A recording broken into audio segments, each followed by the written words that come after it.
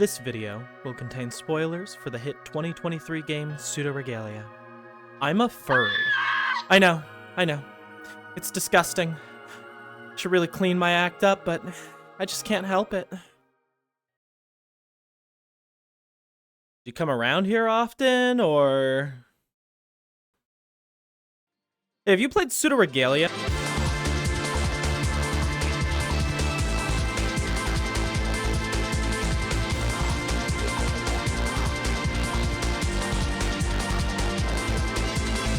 Hello, I'm your favorite internet furry trans girl, and I'm here to talk to you about a super sick, amazing, really cool indie game that I just cannot stop playing.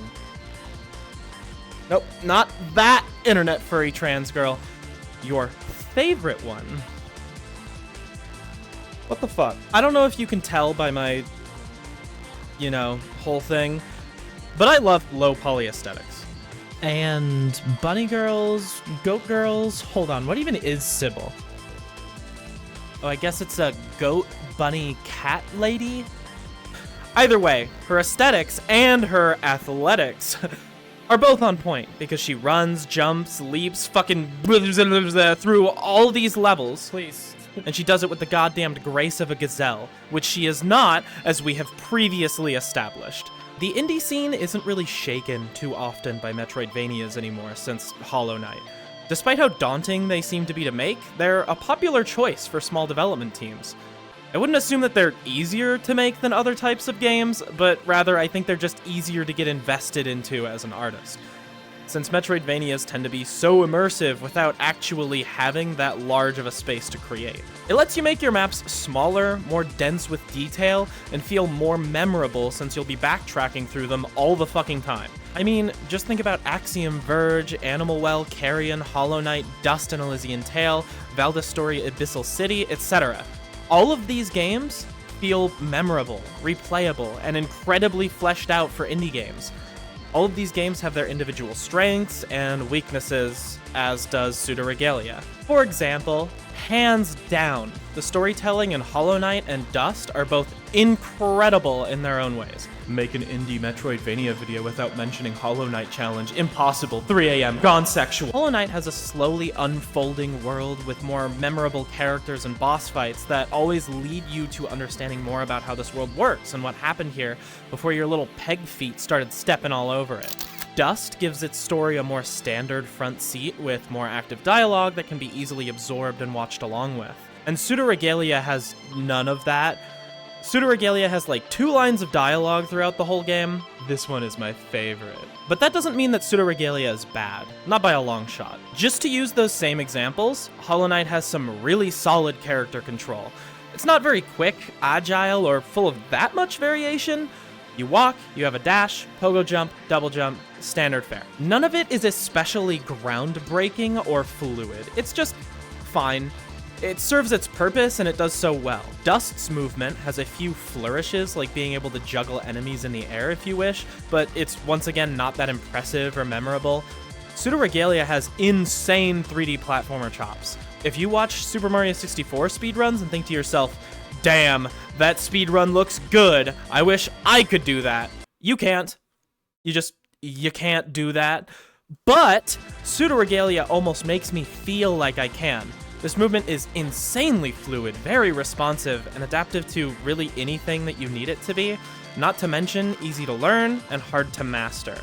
One moment you can be bunny hopping through a field only to stumble across a derelict building, and if you manage it without too much rigor mortis, the next thing you know, you'll be standing on top of that building feeling like an absolute badass. Controlling Sybil feels like how it sounds to listen to aquatic ambiance.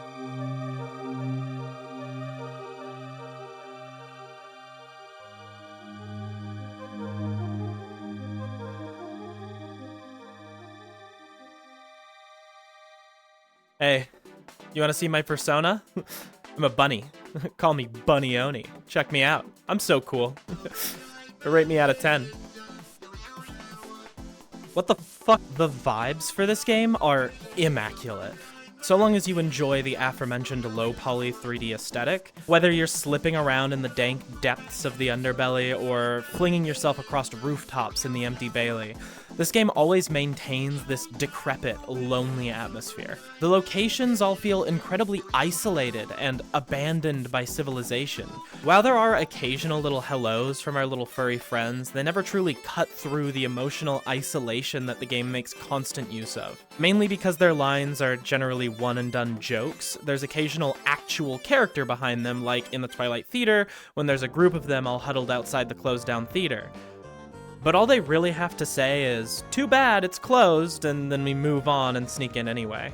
Though, I don't think this atmosphere would really be properly solidified without the music. It does an immaculate job at actually conveying the same emotional through line that everything else is trying to convey to you. About half of the tracks, mostly front-loaded, are spent slowly and methodically building to the heavier and meatier tracks laid out later in the game, building this sense of progression throughout the experience.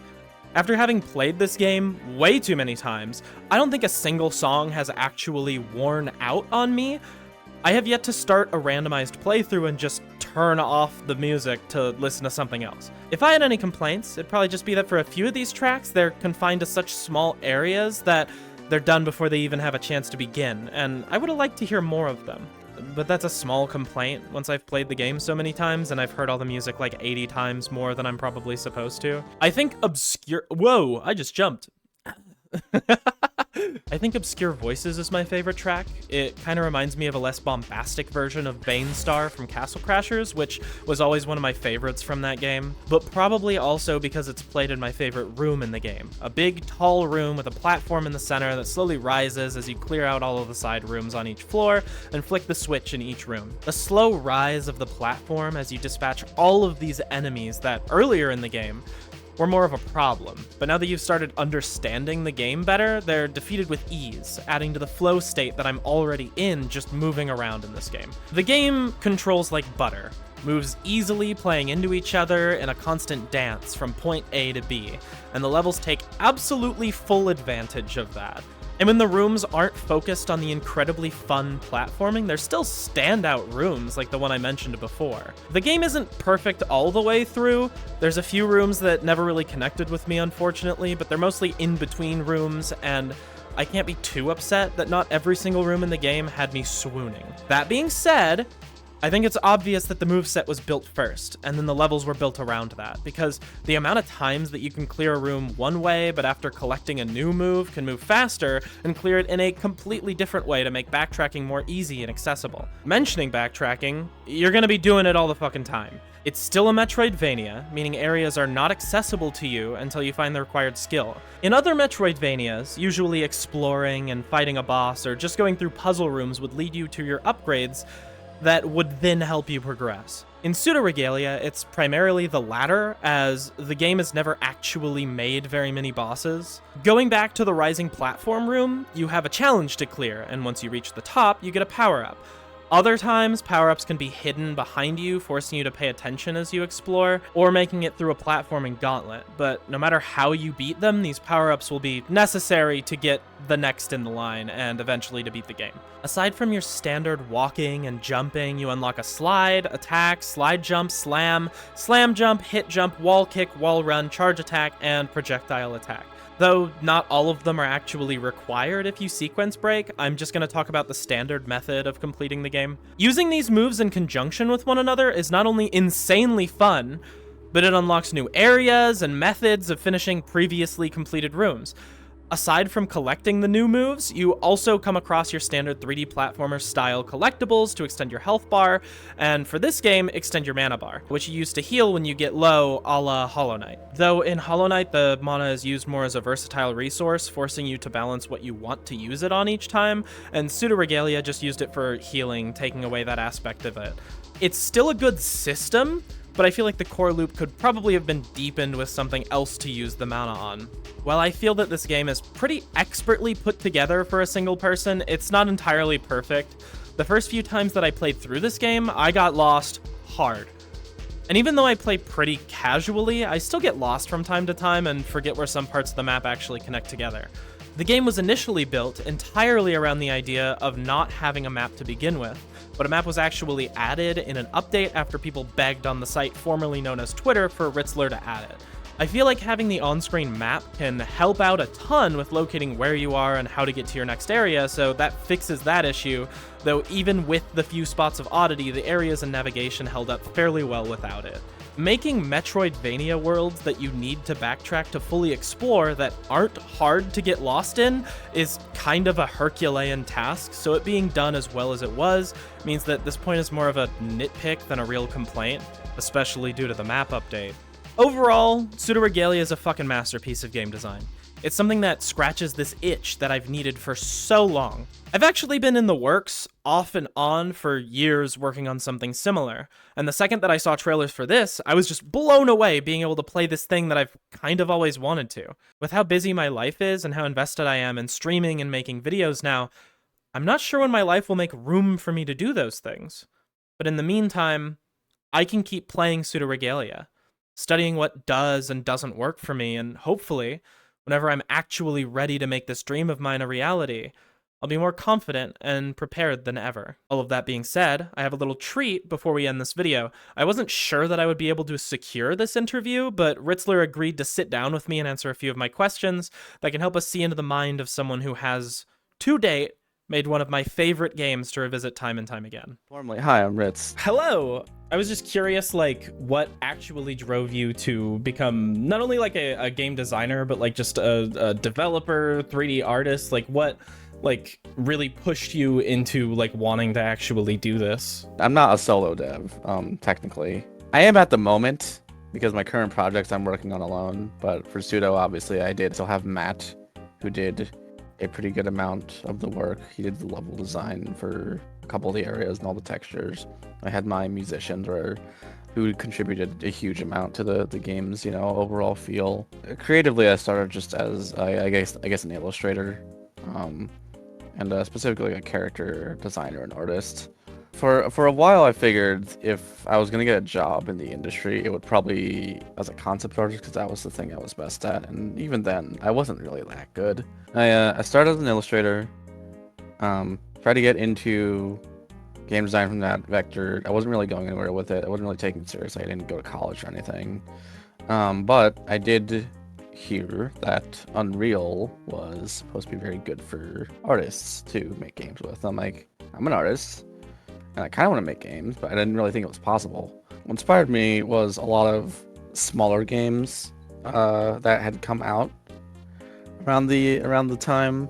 Stuff like A Hike or the Torii games, which, you know, very, very conservative, small little games that also did well for themselves. And it was also the year at time Mario Odyssey came out, which kind of like reignited my passion for 3D platformers specifically. You've already released some projects on itch.io before. I know Pseudo's pretty large in scale in comparison to those. How did it feel to actually like finish this and be able to release it?